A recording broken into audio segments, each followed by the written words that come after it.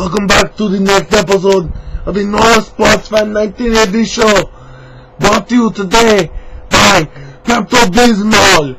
For when your favorite team starts to lose the big game and your stomach gets sick and you get the diarrheas and you shit on yourself everywhere, get a big bottle of cherry flavored Pepto-Bismol to wash all the sickness away. And now, here's North Sports Fan 1984 with the shitty fucking picks. Yeah, good job, dumbass. Picking fucking Maryland over West Virginia. What the fuck were you thinking? Thank you, Arnold, for that great introduction today. As Arnold has told you, last week I did pick Maryland over West Virginia as my upset pick. Did not come to fruition. West Virginia spanked Maryland's ass. And the real upset of last week was UCLA over Houston. Case Keenum's out for the rest of the year with a torn ACL. So, Houston, bye-bye. Your season's pretty much done. You might win the Conference USA and might make it to the Liberty Bowl, but you're not gonna make it to the Sugar Bowl. The Sugar Bowl, yeah. I made this T-shirt. I worked with a company that made this T-shirt, and this is from the year LSU went to the Sugar Bowl and spanked Notre Dame's ass. Spanked Brady Quinn and Jeff Samardzija and all those others. So, anyways, let's get into some picks. Week 3, recap last week. There were 23 games, 21-2. The only 2 losses were the upset and the Houston and UCLA game. So let's get into this week. And this week we've got 4 matchups involving ranked teams against one another. I'm going to go in order, but I'm going to skip the 4 ranked games. I'm going to do those last because I want to kind of talk a little bit about those as I'm picking them. We start off with number 2 Ohio State hosting Michigan, and this game, Ohio State, I'm picking them handily to beat Eastern Michigan. Next, tonight's game, TCU, number 4 TCU at SMU. I love June Jones and this SMU team. They did a very good job last year getting to the bowl games, but they're not going to do it again this year. They're not going to do it tonight. TCU is going to be just too much for them. They might give them a little bit of a contest in the first half, but I see TCU winning by probably about 15, somewhere between 14 and 24 points. So I'm giving them at least a 2 to 3 touchdown win, TCU. I've been known to be wrong, but I'm picking TCU. Then, number 5, Oregon at Arizona State. Oregon's just been dominating people this year. Chip Kelly loves to score the friggin' points with Oregon. I'm picking Oregon again. Then we got number 6, Nebraska hosting South Dakota State. Nebraska, too tough. Number 7, Texas hosting UCLA. UCLA shocked the shit out of me by 2 weeks ago. They get blown out by. 2 weeks ago they get. Excuse me. Let me clarify. Let me try that again. 2 weeks ago they get blown out by Stanford, and then last week they upset Houston. So there's not much to know about this UCLA. There's just so much you can know about this UCLA team, but they will not beat Texas. Texas is the pick. Number 8, Oklahoma at Cincinnati. If Brian Kelly was still the coach of Cincinnati, I would say Cincinnati's got a legitimate shot at this. But, excuse me. Sorry, I'm yawning. It's almost my bedtime. Number 8, Oklahoma, Bob Stoops, just too much for him. There you go. Kentucky and number 9, Florida. Now, Joker Phillips is doing a great job with this Kentucky team so far. I believe they haven't committed any turnovers so far this year. I saw something about him. It was either no turnovers or no penalties. And I find it kind of hard that you have no penalties. So I think it's no turnovers. But I'm not going to say anything yet. They've been playing really well. Number 9, Florida. I'm debating on whether or not I kind of like Kentucky, but gut says go Florida. Like I did last week, upset alerts. Florida, you are again on an upset alert because John Brantley is no Tim Tebow. So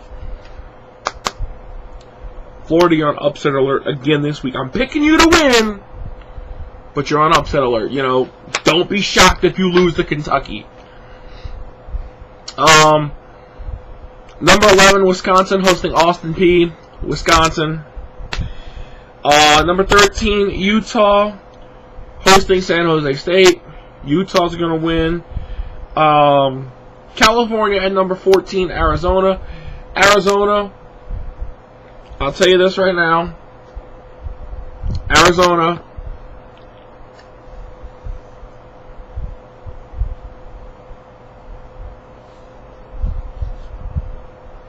you had a big win last week against Iowa.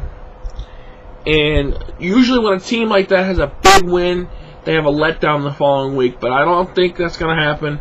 Mike Stoops is a good coach. He learned well from his brother. Arizona's going to win this game. The Fighting Tedfords. Excuse me. The Fighting Tedfords will have to live to fight another day. Then we get number 16, Stanford at Notre Dame. Stanford is just a tough-ass team this year. They scored, I said last week, I said Wake Forest would give them a close game. Boy, could I be further from wrong. Stanford had 41 points before halftime and scored 68 on Wake Forest. A damn good Wake Forest team, and they scored 68 on them. So, I'm picking Stanford. As much as I love Notre Dame, I got to pick Stanford.